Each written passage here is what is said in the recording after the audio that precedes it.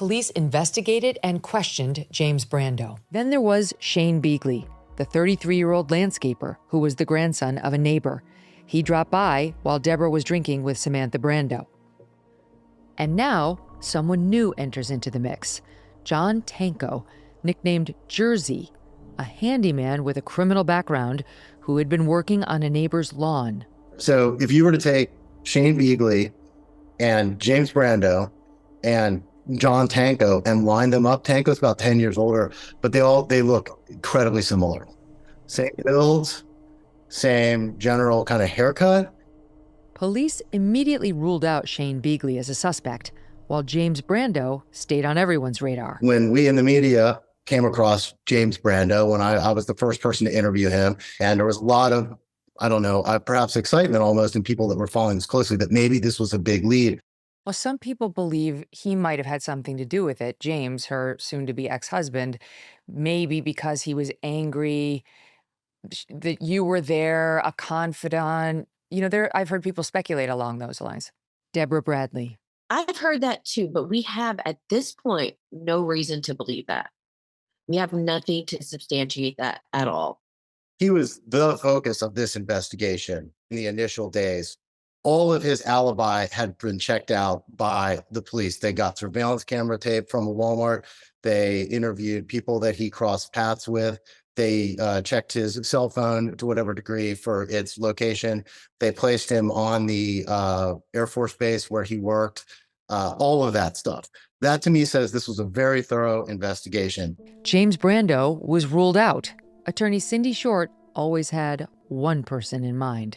The primary person for me was John Tanko. He was an individual who was essentially homeless at the time, but he had connections to the neighborhood and had connections to a household that was only several doors up from the Irwin's home. The person we have to talk about is this guy, John Tanko, who's from New Jersey, known as Jersey, and people describe him as being sketchy. Soon, reporters were trying to find him. The last known sighting of Jersey the handyman that we can confirm was Saturday, October 1st here at One-Eye Jack's Tavern. The owners of the bar tell us they kicked him out for being a rude drunk who was spitting on customers on the patio.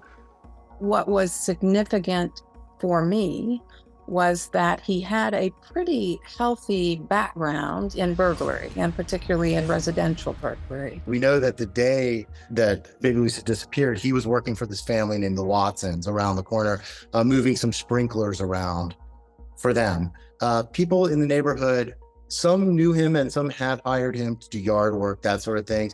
But, he was a guy who was, one rung above homeless.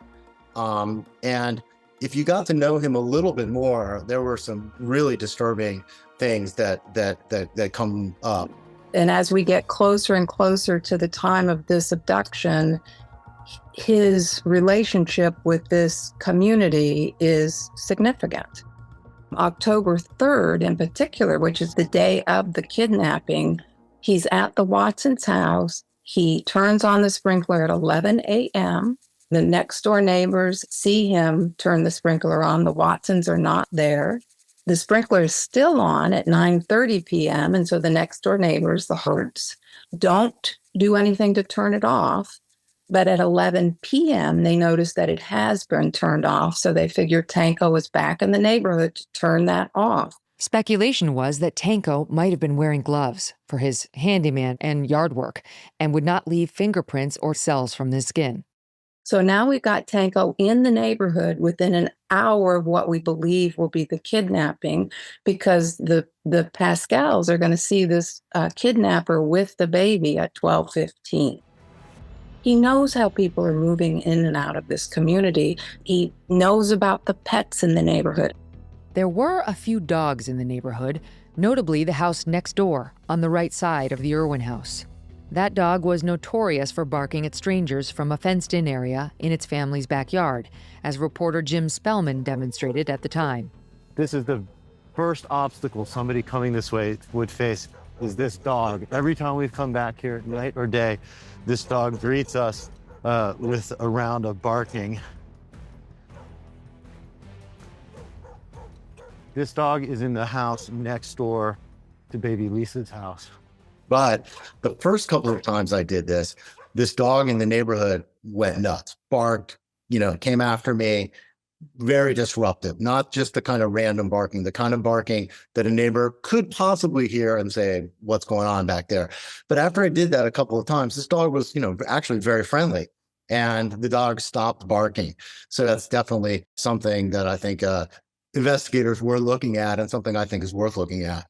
But no reports, as far as we know, of people saying they did hear the dog barking? No report said people heard a dog barking that night. So no barking could mean that somebody carrying baby Lisa was familiar to the dog or did not go through the woods behind the house at all, but instead went out the front, down North Lister, toward the corner where the Parscals would see. Along that route, there was another dog. Again, reporter Jim Spellman. One of the most troubling things that came to mind that I was aware of was, okay, so you have this Watson family that he was working for moving sprinklers. Then you have Mary Hurt, who lives next door. I think a very reliable witness. So she had a dog that disappeared the day that baby Lisa disappeared. And her next door neighbor, I know there's a lot to keep track of, her next door neighbor says she saw John Tanko take the dog. The dog pops up a few miles later, a couple of days later. But, I can't say how reliable that witness is that saw John Tanko, but the dog did disappear. The dog was not there. She, reported the dog missing. The dog was found a few days later. But certainly people speculated that if anybody wanted to create an easier path for themselves to leave the neighborhood through here, getting rid of that dog would be key. And we know that police took footprints, impressions from her backyard the day after this. Here's that neighbor, Mary Hurt, explaining this back in 2011. There was a sprinkler that happened to be on in that yard that made it moist over here, whereas the rest of the ground was dry because there hadn't been any rain. Now, this sprinkler tells us these people were not home, right? No. Who was operating the sprinkler? Their handyman they had that the police were actually looking for in the area, Jersey. So according to Mary Hurt, that would place John Jersey Tanko in the neighborhood that night.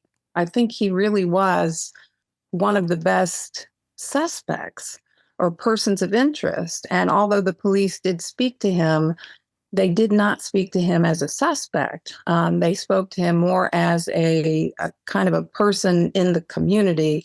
And, when you interview someone as a suspect versus someone as a witness, that interview is very different. They've come out and said, and they said early on that they've moved on from him. They don't believe he's their guy. Why would they do that? I think one reason they would do that is because they have one theory and they've stuck to that theory all these years, that it was the parents. I think a second reason, and this would be a legitimate reason, that one of the witnesses in the case, the lady that was several doors up from the Irwins at 12:15, who saw the man carrying the baby. She's talking there about Lisa Parscal. And she knew Jersey because he had done work across the street at the Watson's home, and she did not believe that the person carrying the baby was, in fact, Tanko. You don't go out and buy a life jacket when the boat is sinking, and you don't buy gold when the economy has already collapsed. Clearly, others are heeding this advice as gold hit all-time highs already this year. It's not too late for you, too, and you could have Birch Gold help you diversify into physical gold. Birch Gold specializes in helping you convert an existing IRA or 401k in whole or in part into a tax-sheltered IRA in physical gold, and for no money out of pocket. One recent 5-star review said Birch Gold was, quote, knowledgeable, helpful, non-pressure. Get your free info kit on gold by texting the letters MK to the number 989898. There is no obligation, just useful information. With an A+ rating from the Better Business Bureau and countless 5-star reviews, text MK to 989898 and let the experts at Birch Gold help you secure your future today with gold. Thanks so much for watching. If you like what you just saw, hit the subscribe button for more clips and full episodes.